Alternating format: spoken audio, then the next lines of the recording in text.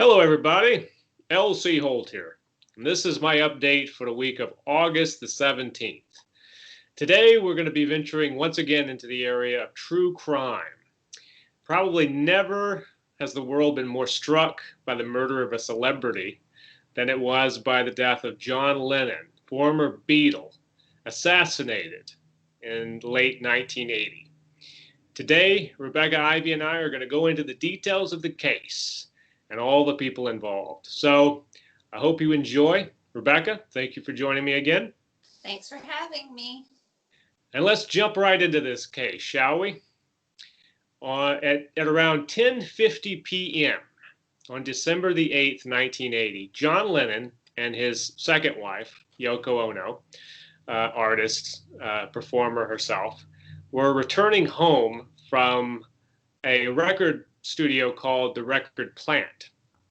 They were finishing the final mix of a song called Walking on Thin Ice, which was a Yoko Ono song. They lived at a place called the Dakota Building. Now, they were going home that evening before they went out to dinner to say goodnight to their son. It was John's second child, Yoko's second child as well, Sean Lennon, who was 5 years old at the time. And then after that, they were going to continue to the Stage Deli, which was a restaurant where they were going to have, obviously, a very late dinner. They pulled up outside the Dakota Building on 72nd Street. And instead of going inside, for some reason, the limousine pulled to the street. Now, there was a secure courtyard through sort of an archway and a gate that they could have gone into, but for some reason, whatever reason, they didn't. So what happened was Yoko got out of this limousine and she walked ahead of John, and then John got out. And as John got out, he glanced over and he saw this fellow who was standing there, a fellow that he had run into earlier in the night casually, who was holding a copy of his new album, Double Fantasy. John had signed this album for this fellow. But when John returned after about 5 hours, this guy is still standing there. So he glances at this fellow and continues to walk past. And this guy, who's wearing a woolen coat and a hat, he steps out behind John Lennon and he drops into what they call a combat stance, which is where basically you stand with your feet apart, both hands on a pistol. And he's holding now a Charter Arms .38 revolver. He's about 10 feet behind Lennon. And he calls out, "Mr. Lennon." At that point, John stops and starts to turn a little bit. When he starts to turn, this guy starts to fire in rapid succession. 5 bullets. The first bullet went over John Lennon's shoulder, hit a window in the Dakota Building, and smashed it. But sadly, the next 4 shots hit Lennon in the back, upper left shoulder, and in his left arm. It punctured actually one of his lungs. It punctured his left lung. And it also severely ruptured many of the arteries in John Lennon's chest. In spite of these injuries, however, John Lennon was able to stagger away, and he got up these 5 steps that led into a reception room and a security office. And there was a concierge in there. And as John Lennon walked in, sort of dazed, he told the concierge, I think I've been shot. And then he sort of crumpled down to his knees and then fell forward onto the floor, spilling out these cassettes that he was carrying back from the recording studio across the floor. So the concierge immediately went to his aid, saw that he was bleeding rather profusely. Now, the killer he was still outside on the sidewalk. He removed his coat and his hat, and he took this .38 Charter Arms revolver and placed it down on the cement and stepped away from it. And at that point, he pulled a book from his back pocket, which was J.D. Salinger's Catcher in the Rye, and sat down on the curb and proceeded to read the book after just shooting John Lennon. There was a doorman named Jose Perdomo And Jose had witnessed all this. And he says to this guy who's now just casually reading this book on the sidewalk, he says, "Do you know what you've done?" And this guy goes, "Yes, I shot John Lennon," and then goes back to reading the book. Well, Jose runs inside, and he is amongst some of the people who called the police. The concierge was another. Luckily, there were two officers, a guy named Steve Spiro and another guy named Pete Cullen. They were on 72nd Street. They were right down the block when a call came in about a shooting at the Dakota building. And they managed to arrive about 2 minutes after the event had occurred. And what they found was this guy, the shooter, sitting on the curb, looking completely casual, reading his book. And, Jose, the doorman, said, "That's the guy. He's the one. Here's the gun right here." And so the cops grabbed the guy up, cuff him, and put him in the back of their squad car. Now, a couple other officers arrived around this time, Herb Frauenberg and Tony Palma. They're the ones that went inside to see about the victim, John Lennon, who is still lying on the floor in the reception area. He's still conscious to some extent, but he's bleeding terribly. And another officer arrives around that time named James Moran. And James Moran says, "This guy is in terrible shape. We're going to have to get him to a hospital, and I don't think we can wait for an ambulance." So they decide to take matters into their own hands. They pick up John Lennon. They carry him to a squad car, Moran's squad car, put him in the back. James Moran is in the back with John and is sort of cradling him as they rush to Roosevelt Hospital. Now, Officer Moran asked John Lennon, because he said when he looked at this victim, this guy in the back of the car, he was so pale and in such a state that he didn't recognize him. But people were saying that it's John Lennon. So Officer Moran asked Lennon, he said, "Are you John Lennon?" And John Lennon nodded his head and tried to speak, but he couldn't really do much talking. Just the sound came out, sort of like a gurgling sound. And then shortly thereafter, he fell unconscious in the back of the squad car. Luckily, Roosevelt Hospital was very near. And so about 11 p.m., they arrived and they rushed John Lennon into emergency surgery. Something they noticed when he arrived was that he was no longer breathing and he had no discernible pulse. But in spite of this, for about 20 minutes, they performed surgery on Lennon to try and resuscitate him. They gave him massive blood transfusions because what they had discovered was that he had lost about 80% of his blood volume before arriving at the hospital. They went so far even as to crack open his chest and manually massage his heart. But in spite of all this, there was absolutely nothing they could have done. I mean, basically what the doctor said is that anybody who had been injured the way that Lennon had would have had minutes to live. There's really no way you can, sever your aorta, rupture your lung, rupture all the veins in your chest, and make it out of that. So these were mortal wounds from the first gunshot on. And so, unfortunately, John Lennon was pronounced dead. Something that some of the doctors said was really eerie was that when John was pronounced dead, at that moment, over the hospital sound system, All My Loving by the Beatles suddenly started to play, which struck people as being very strange because here is the man lying in front of them, and his band song is suddenly playing on the PA at the exact moment that he is pronounced dead. Obviously, this was a tragic event, and it affected a lot of people. Amongst them, of course, Yoko Ono, who was the wife of John Lennon, who, once she heard the news of John's death, collapsed screaming onto the floor of the hospital waiting room, as one might imagine you would react. I mean, they were having a perfectly nice evening, about to go to dinner after they said goodnight to their son. And now suddenly, viciously, John Lennon has been, ripped out of her life and the life of his fans and the world in general. So let's talk for a minute about John Lennon. John was probably one of the first musicians I heard that I really connected with personally. And it was an album, it was a compilation called Once Upon a Time. And I think I got it when I was about 15 or 16. And I became a huge Lennon fan from that album, Once Upon a Time. I was actually a John Lennon fan before I was a Beatles fan.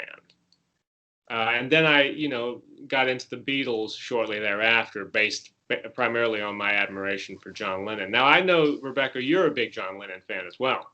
Yeah, my mom was a fan. She was of that age, she was, junior high student when the Beatles hit. So she came up with them. And I remember growing up, Beatles, my parents had Beatles albums, then playing Beatles records. I remember my mom when VH1, I remember a lot of times in the early morning, VH1 would play Imagine, and she'd always stop and, watch it. And so it was kind of, it was important. It was an important thing to my mom and, my dad being a musician. So they were really into the Beatles. Mom more so, but yeah. Yeah.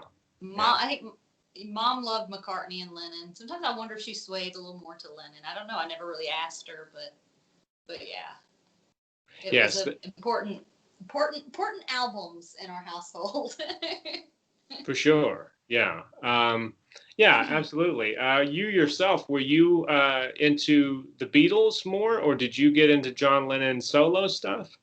Well, to begin with, obviously, my mom listened to both, but mostly they had Beatles records. When I was a kid, my parents showed me Hard Day's Night and Help. I ended up naming my dog after Ringo when I was my first dog, because I'd just seen Help. And I was probably about 5, 6 years old. So Beatles was probably, but like I said, I saw the Imagine music video and, heard his songs. But the stuff that I saw the most of was Beatles. But as I got older, I went from going into really into early Beatles because it was fun, boppy music, into the other stuff, and then getting into their solo stuff as I started to get a little bit older, and my parents had the Live Toronto album of his and Yoko singing on it. And I think that was probably, I'd always heard stories about Yoko, but that was probably the first thing I ever heard really with her singing on it. And I was kind of like, oh, okay.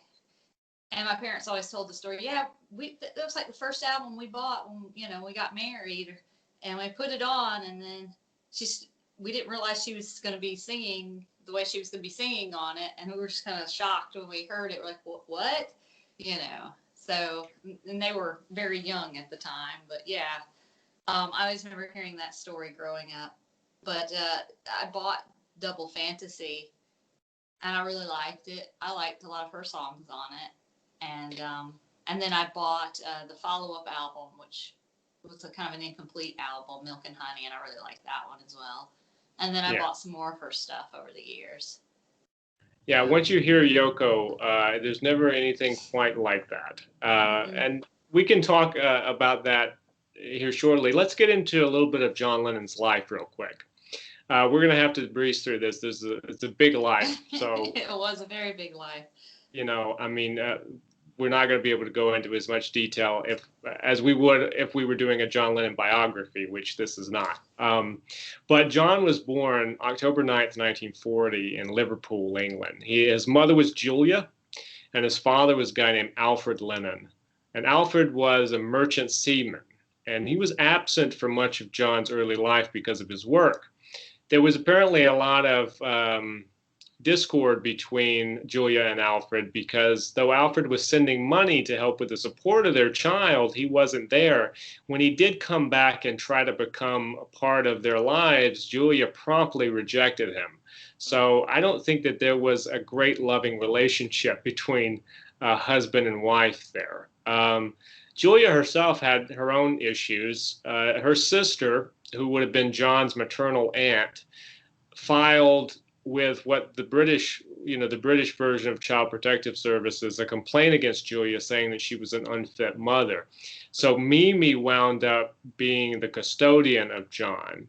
And Julia was in his life for much of it.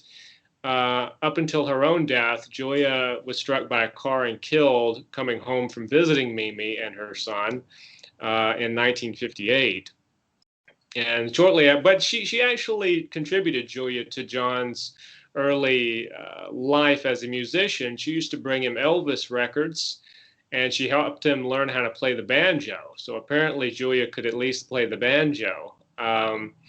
John began drinking pretty heavily, though, after his mother's tragic, untimely death in front of that car.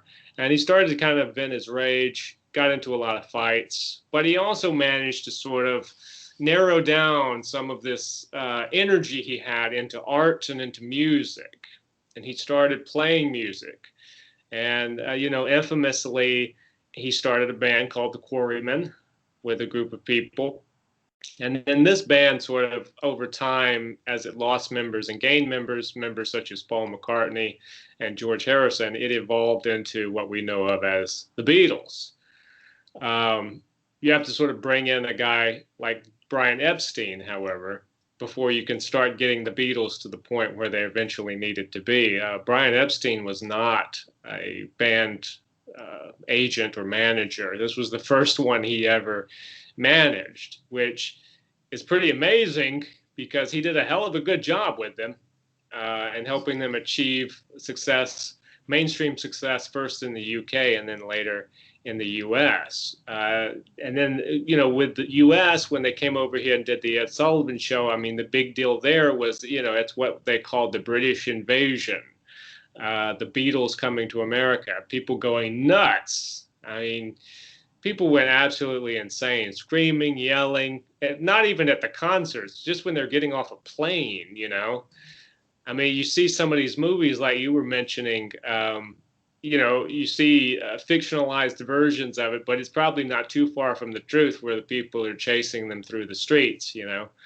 and that's essentially what it was like for them. So you can imagine these young guys suddenly being thrust into mega stardom. John eventually got to meet his idol, Elvis Presley, and the Beatles and Elvis got together at Graceland, which was Elvis's home there in Memphis, Tennessee. I would love to have been a fly on the wall in that room. There were always stories that they had rolled tape on some things. Well, and we do have him with Chuck Berry. That's true. Yes. Yeah. Which was another of his idols. Something that Paul has said and other Beatles was, John really was in a lot of ways kind of the older one, and he was not by much, but he was maybe a little more worldly, a little more from the streets than Paul was, because, those old story was that, Paul's parents always said you shouldn't hang around with that Lennon kid. He's like going to get you in trouble. He's a troublemaker. But thankfully, Paul did not take that advice and stuck around with Lennon because, as you were saying before, Lennon McCartney wrote so many amazing songs, starting with the early Beatles stuff and then moving into, their studio time, their studio period where they weren't touring anymore. They stopped touring because Lennon became sort of concerned that once they were performing on stage in front of people and the audience was screaming so loud that they couldn't even hear themselves play, he apparently got somewhat concerned that their musicianship was going to suffer because of this. And so in 1966, they stopped touring. But then that led into what is probably for me my favorite period of the Beatles, which is their studio period, where they just instead of touring, they just focused entirely on, making music, with in the studio itself. This led, of course, Sgt. Pepper's Lonely Hearts Band and a multitude of other albums. I'm not a huge fan of the early Beatles. I mean, I'll have to admit, I very rarely listen to the early Beatles stuff. But once you get into Sergeant Pepper forward, then I really start to like get involved with the Beatles. There's just something about once they entered into this whole point of time of, because John was getting into sort of politics. They went through this transcendental meditation phase where they were visiting the yogi and all this kind of stuff, and the anti-war movement. And you can sense in their music this sense of experimentation. John was taking a lot of LSD, and it showed because some of that stuff was really wild.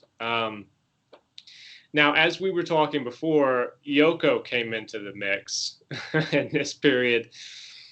John had been married to a lady named Cynthia Powell, and they had a son, Julian, which was John's first child.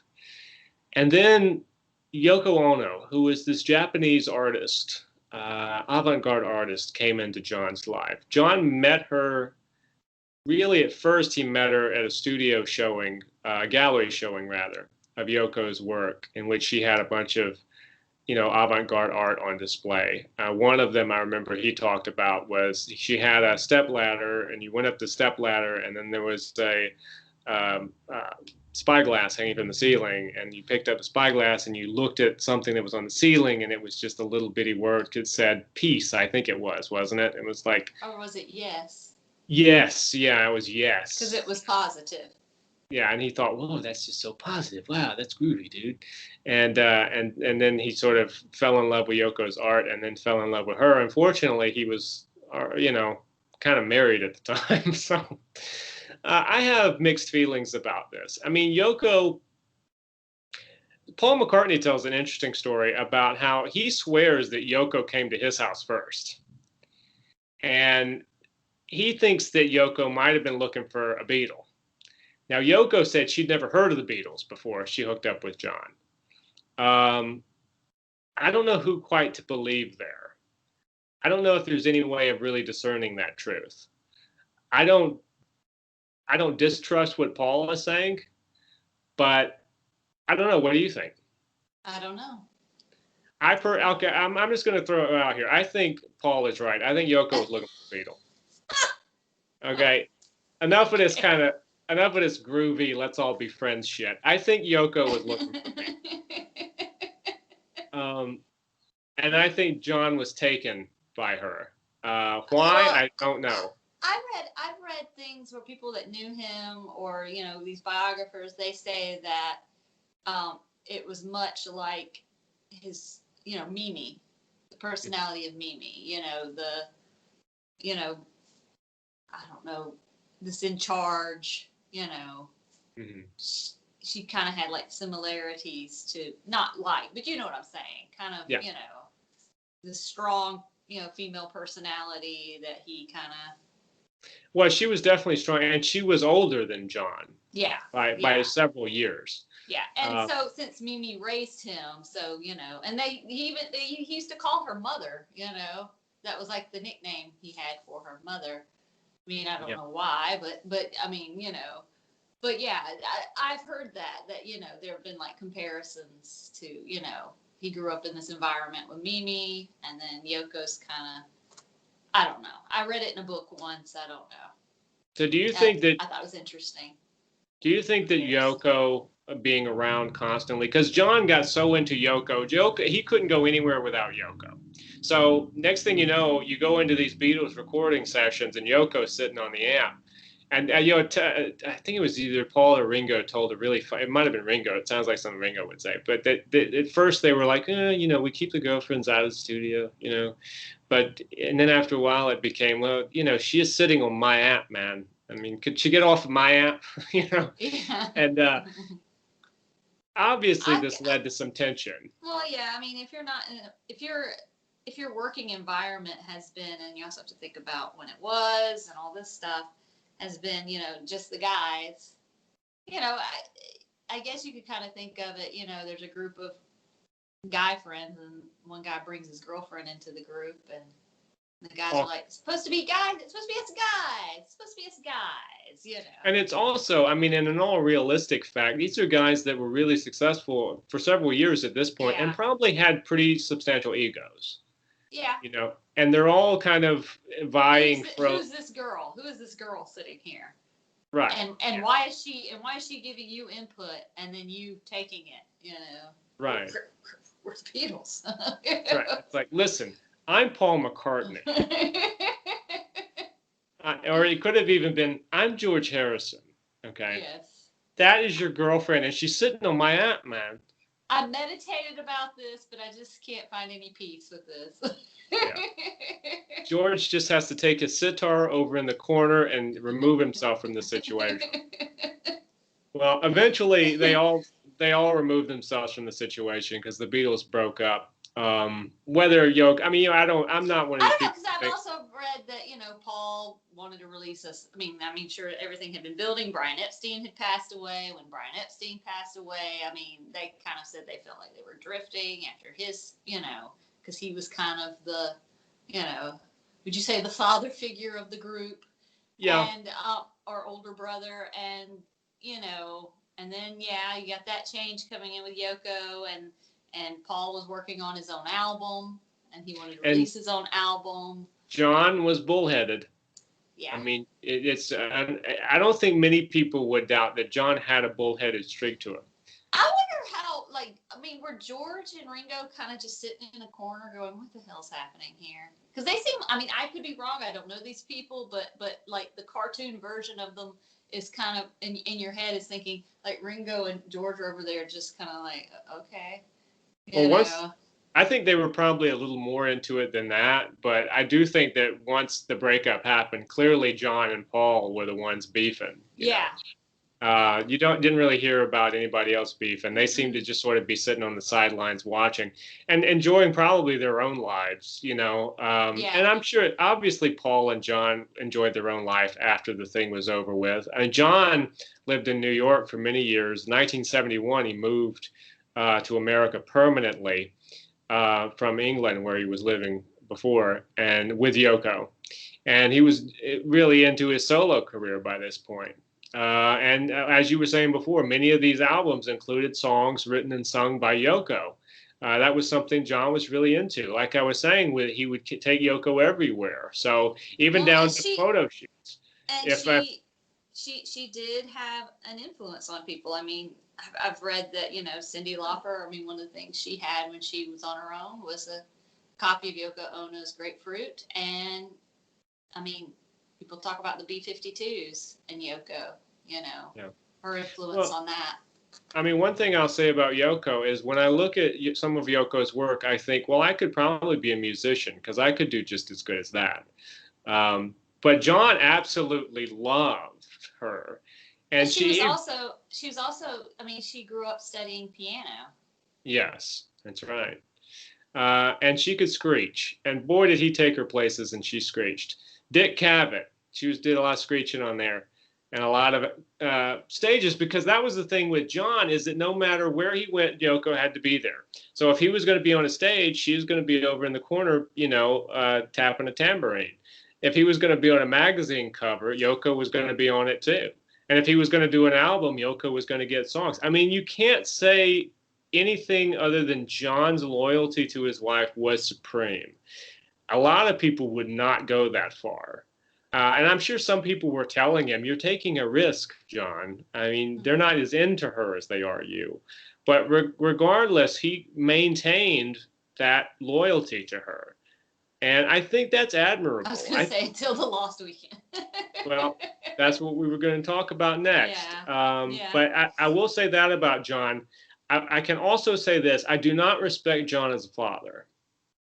Because when he left his first child behind, the wife is one thing, Cynthia. But I think that when you leave your child behind, it's a little rough. I will say this. Sean got the better end of the stick when Yoko and John had their child. I think that child had a father. I think Julian deserved a father and did not have it. It's kind of almost like, when you were talking about John's father in the Merchant Marines, he's always away at work sending when he had Julian, it's the height of Beatlemania. he's always away on tour working. Yeah. And I guess the only difference there is that Alfred tried to come back. Yeah. But as you were saying before, there was what is now known as a lost weekend. John separated from Yoko for 18 months, and this was a long weekend, an 18-month weekend. So they call it a lost weekend, and it was. And apparently, it's just kind of odd because Yoko is living in John's multi-million-dollar apartment, and she's telling him that he can't come home until he's ready. And I'm like, excuse me, Yoko, I think you were quite poor in Japan, but now you're living in my apartment and you're telling me I can't come home? Okay. But so John, he did this for whatever reason. Personally, I'd be like, pardon me, can I call the police? There's a strange Japanese woman in my apartment. But that's just me. He met another lady named May Pang. She worked for them. And he spent a lot of time with Harry Nilsson, which was probably not a good idea. Because Harry Nilsson was a little bit of a bad boy, and John was a little bit of a bad boy. And so this 18-month lost weekend with May Pang and Harry Nilsson produced quite a few drunken nights. But you know what? It all turned out well. Because the separation ended, and John was allowed back into his own. I was going to say, during the separation, I think is when he started to communicate more with Julian. That's what the story goes, and they were starting to, Yeah, well, it's probably because Yoko wasn't pulling out the telephone wire. And Julian played drums on his album Rock and Roll. Yeah. And some people say that's when he started to reconnect with people he hadn't talked to before, and Yoko, I don't know. That's what I've read. Yoko probably wasn't pulling out the telephone wire on them either. But eventually he did go back to Yoko. He was allowed back into his multi-million-dollar apartment by the lady who was living there rent-free. And this led to Sean's birth, which is a good thing. Because Sean was actually born October 9th of 1975. October 9th. That was John Lennon's birthday.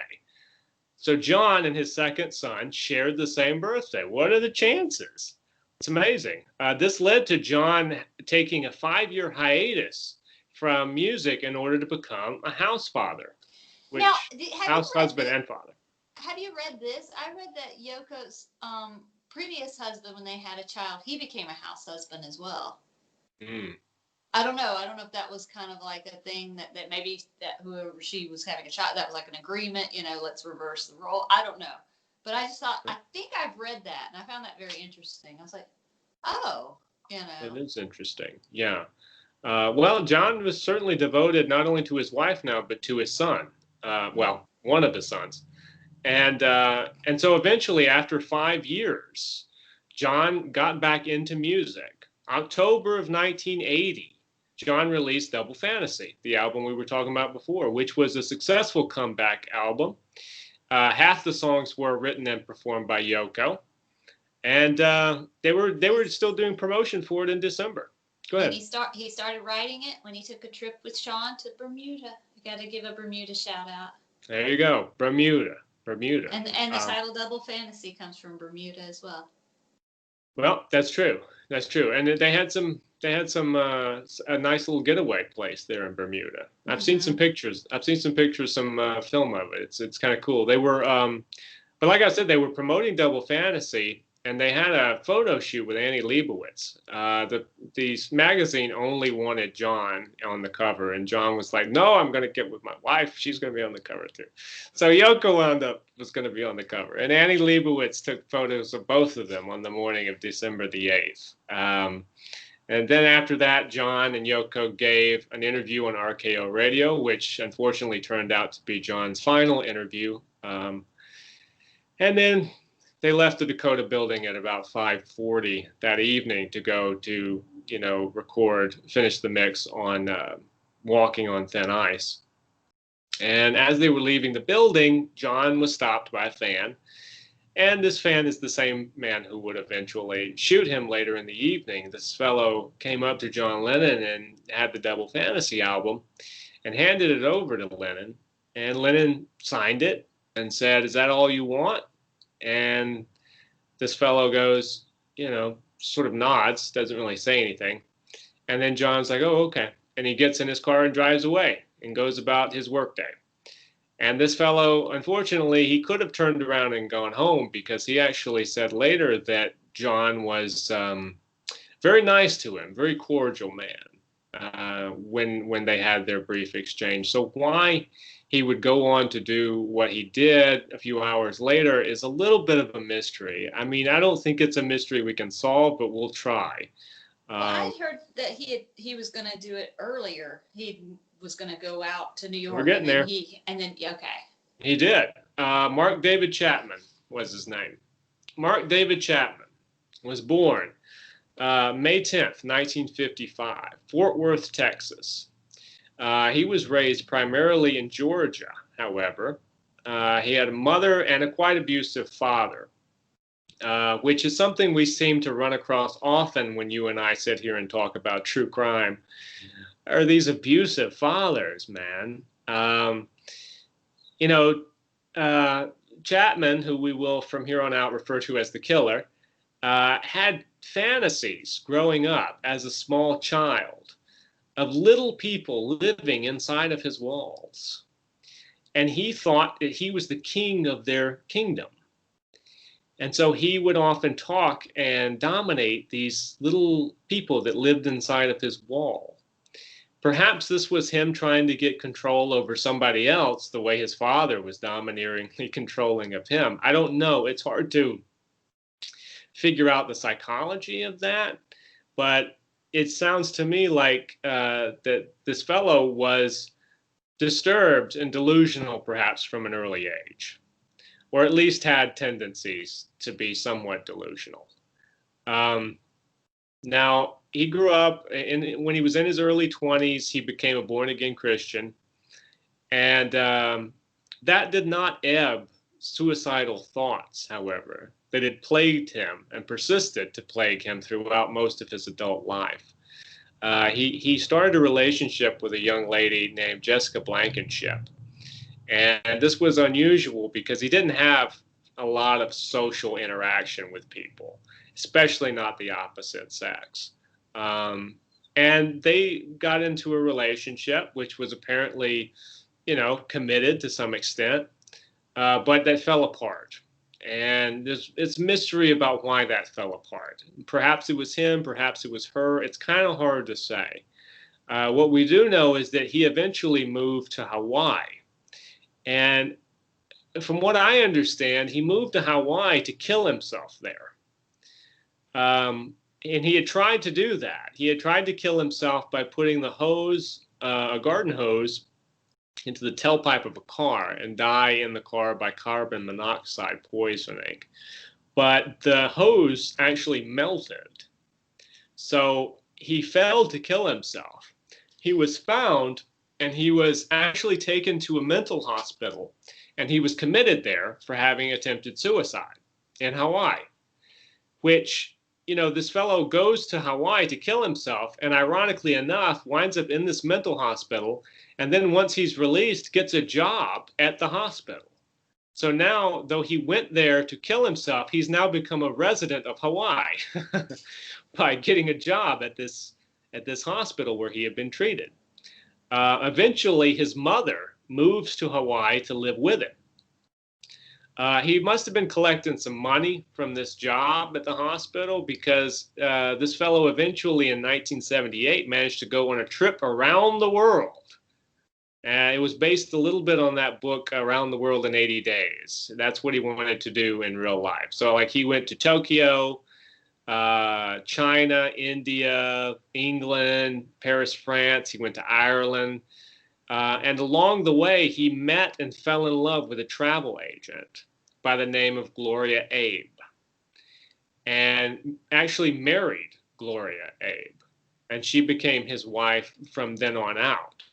And when they returned to Hawaii together, he got a job he was at the hospital for a while. Apparently, he got into a screaming match with a nurse, and they were just kind of like, maybe it would be good if you didn't come back. So they fired him from the hospital.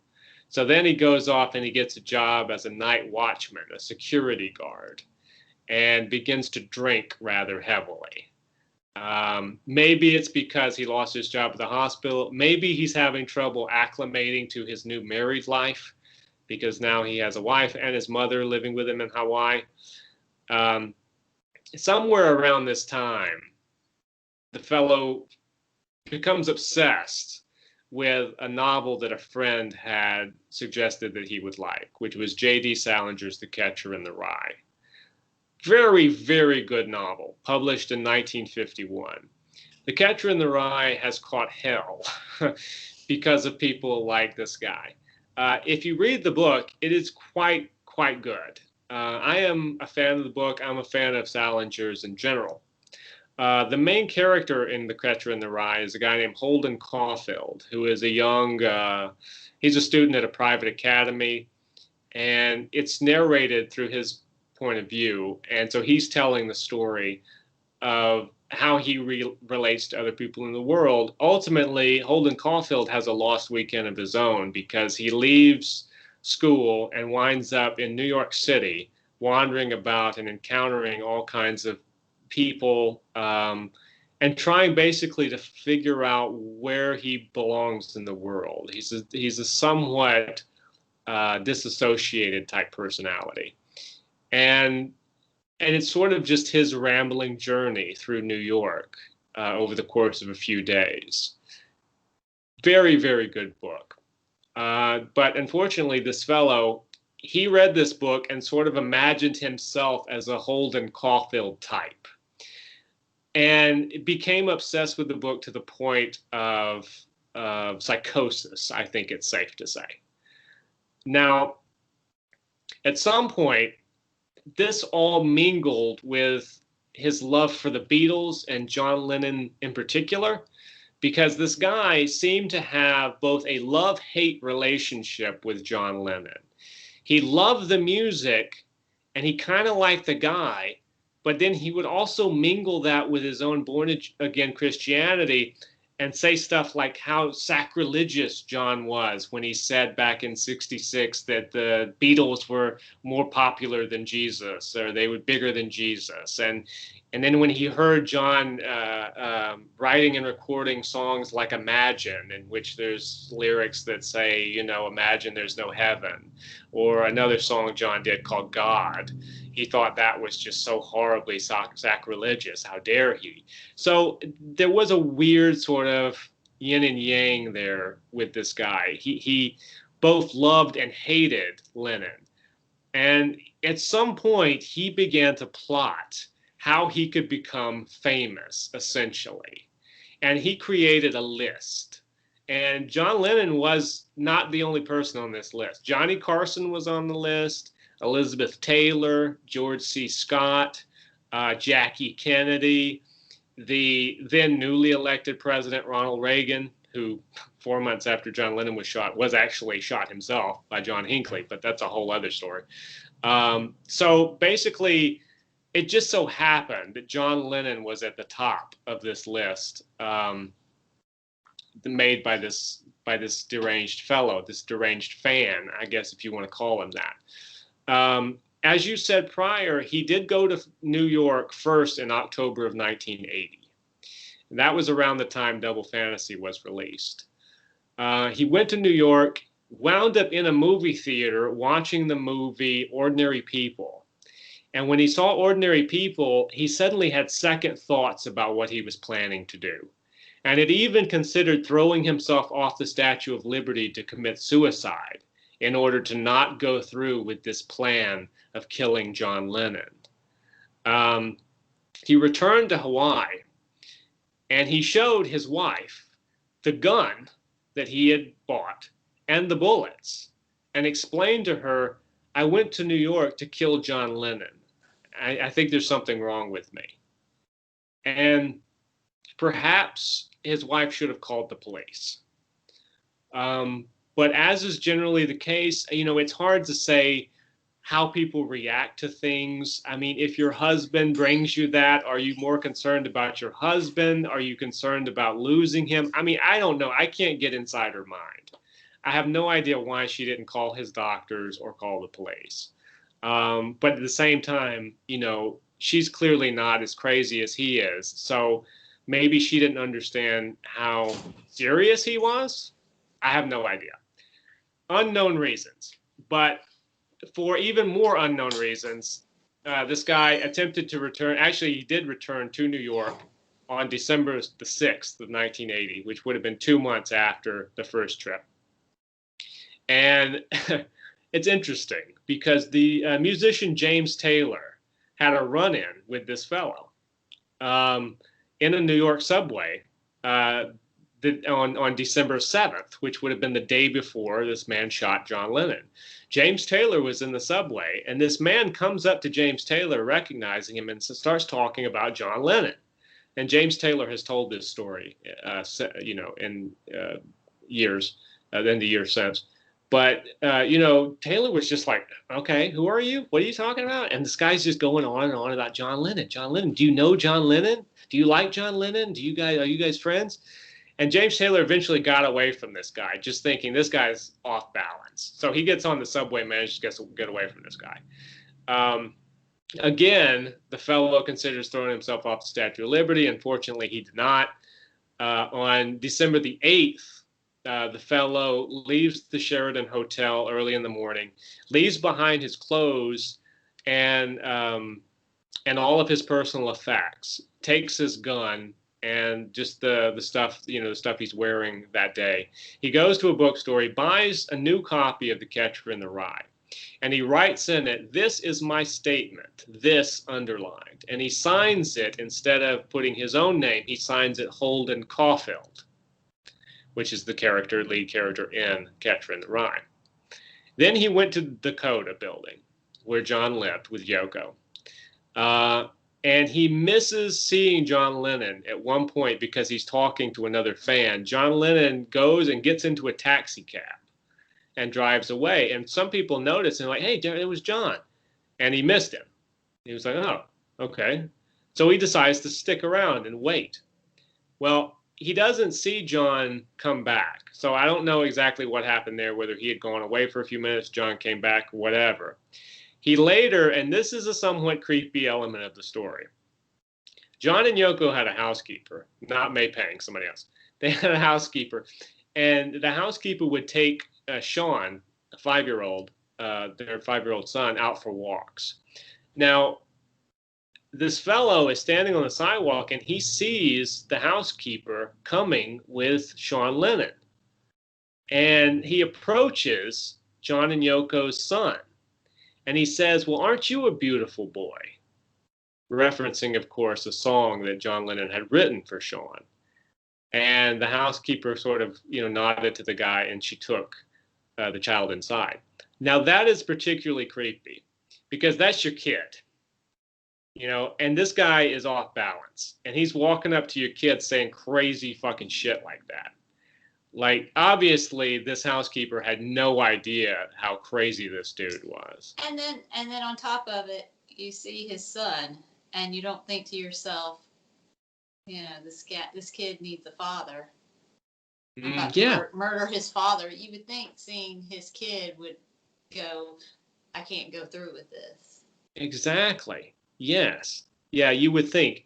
And it's odd because he's had moments like that. I mean, at least he said he did. I don't know how much you can take the word of a guy like this. But he said several times that he thought about not doing it. One of the times he thought about not doing it, I had mentioned earlier when John came out and signed the album for him. That happened, as I said before, around 5 p.m. There was a guy named Paul Girish who was a photographer. And he actually snapped a photograph of John Lennon signing the album with his future killer standing right next to him, which is a famous photograph. Any of you want to look it up, you can look it up. I mean, you can find it everywhere. It's really creepy if you know the full story behind it, because you know that the guy who's standing there is not only going to kill this man in 5 hours' time, but that the guy is actually concealing the firearm as that picture is taken. So he's standing there with the gun he's going to use to murder John Lennon, watching as John Lennon signs this album cover. It's pretty chilling if you think about it. But according to, this guy, that was a moment when John was so nice to him that he imagined himself not doing this and just walking away. But he didn't walk away. He stayed, consciously stayed for 5 more hours, which tells you he obviously wanted to do this. I mean, you had a number of opportunities to walk away. You had actually, 3 days to walk away? 2 days? You didn't do it. So sadly, John was murdered later that evening, as aforementioned. John was cremated, and his death, like I said, was felt really around the world. Yoko was kept awake the night of his murder, and maybe the night after. I can't remember if it was both. But people were standing outside singing John Lennon songs. And she couldn't sleep because of it. And so she asked them, instead of, standing out and singing songs, if they would do a 10-minute vigil, 10 minutes of silence for John in his memory, which, they did, actually, somewhere else. And she was like, and do it somewhere else. But I don't know if she just came up with that because she couldn't sleep or what, but she's like, go away in 10 minutes for silence. And they did. And it expanded beyond that because Yoko's request was taken up. And it's quite interesting because every radio station in New York City went silent for 10 minutes in honor of John Lennon based on this request, which, as I said, might just been a request to get away from my house, or my building. But it's kind of cool because it gives you an idea of just how much John meant to so many people. I know I was a little harsh on him earlier for Julian. I definitely say that, I feel wholeheartedly sympathy for Julian, especially, once his father was gone, because apparently there was some sense of rekindling their relationship. And now to have this monster snatch your father away once you'd lost him one time to selfishness and then lost him again, to a monstrous act like this, a tragic, unnecessary act. Which is another form of selfishness. Yes, exactly. Absolutely. Absolutely. John, and I can't, John was a young guy and he was famous. And, maybe he just wasn't ready for a kid, maybe he tried his best. I don't know. Or maybe he just got a little, I don't know. I don't know. I can't necessarily fault him for every bad decision he made, because God knows we've all made bad decisions. But I do feel for Julian very much. And I'm glad that Julian has turned out as well as he has and as successfully as he's become. I think that's a fantastic thing. And he seems really quite well balanced, Mm-hmm. I think Cynthia must have done a fantastic job, as many single mothers often do, Mm-hmm. And Sean ain't turned out too bad himself. He also is a musician, successful musician. And I saw an interview, and they were asking Julian about his relationship with Sean, and he was just like, "He's my brother, I don't have any issue with Sean. I don't." Absolutely, and the only issue he has is with the evil queen. Isn't that what he? Isn't that what he called her in one interview? I think he called her the queen. Yeah, the queen. I may have added. That's what I saw. I may have added the evil. This was like years and years ago. Now I saw that he had a show for his photography, and Sean and Yoko came. This was before his mother passed away. I even saw, yes, and we should say Cynthia is no longer with us. I did see a very interesting photograph one time of Yoko and Cynthia at one of these events, and it might have been that one. But even they will pose together, which is something that's amazing, because I know my own mother would never be caught dead with the woman that my father left her for. No way. So that shows a lot of class and support on Cynthia's part of her son and and Sean as well. Because as you said, Sean had nothing to do with it. Sean was the child. I mean, he's just born like all of us are. Um, and I'm not trying to talk down Yoko. I know it sounds like I'm getting really harsh. I'm hating on Yoko. But, listen, I'm kind of like you. There are some Yoko Ono songs that I think are really good.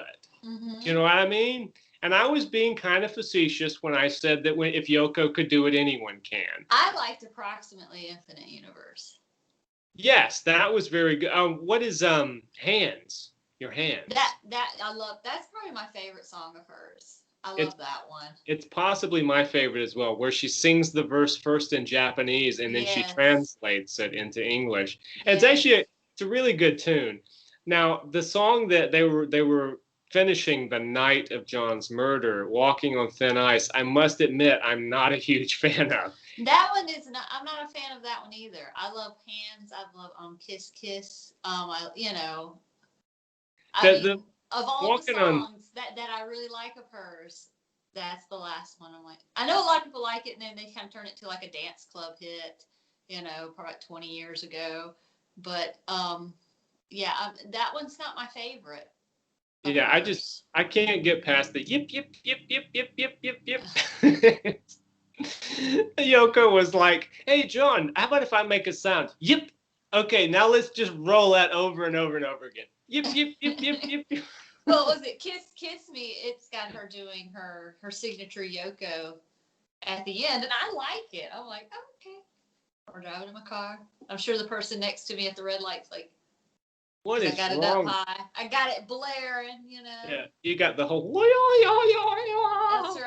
That's right. I saw a recent. Well, not in the last few years. I saw one of her gallery openings, and she did a live performance at a microphone for a group of people inside the gallery. Where she did the whole all of the thing. Everybody knows. If you don't know Yoko Ono, that's what it sounds like.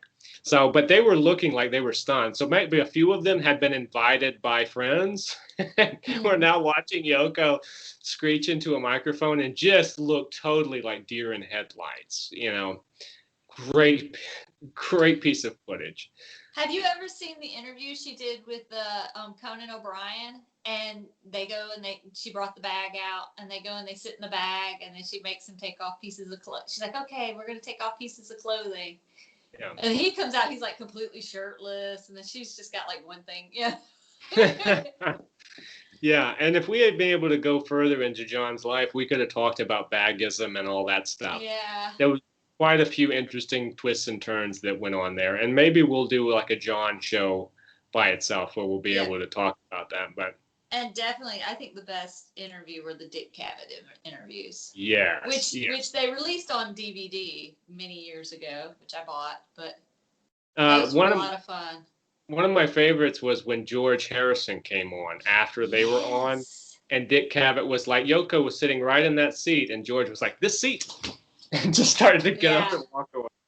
I think he also joked about how John just kept promoting things throughout the show. Yeah, promoted everything. Yeah. Yes. George is an underrated comedian. George is hilariously funny when he wants to be.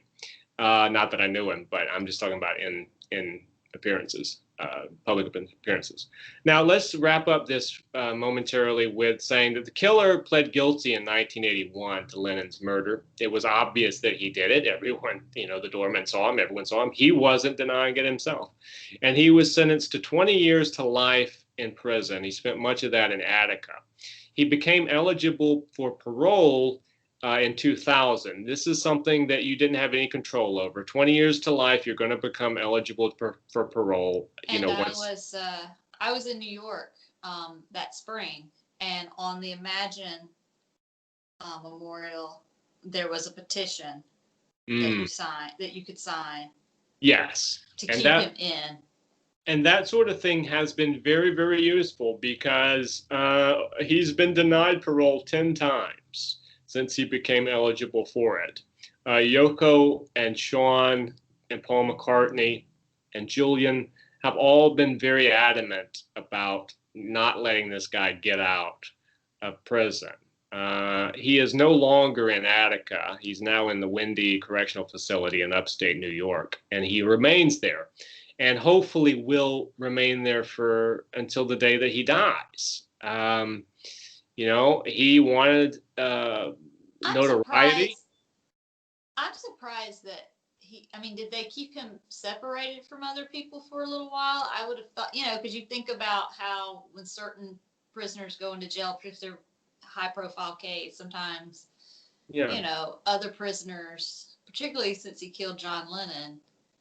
I guess I'm just surprised he wasn't, killed or, beaten or. And he might have been beaten. I don't know. I mean, I would imagine, when they have high profile cases, they usually will keep those people separated from general population. Attica is no wonderland. Even if you're separated from general population, it's amazing that he survived as long as he did in Attica. I mean, Attica is infamously tough. It's sort of like San Quentin or something, everyone knows you don't want to go to Attica. But he managed to survive. He survived in prison ever since 1981 when he was convicted. And like I say, hopefully he stays his ass in there. But yeah, it is amazing no one's taken him out for the very reason that he killed John, for notoriety. How do you become famous? Well, you kill a famous person, or you kill a person that killed a famous person, So yeah, but hopefully that guy just sits his ass in prison and, rots there. So anyway, that is our story. That is the story. That's just how you end it. Yeah. What else is there to say? I know, it's not much, yeah. We want to thank you for joining us here today. Rebecca, thank you for joining me. Yoko, yes. If you're watching, I'm so sorry. Come screech. I have your greatest hits, so She loves you. I think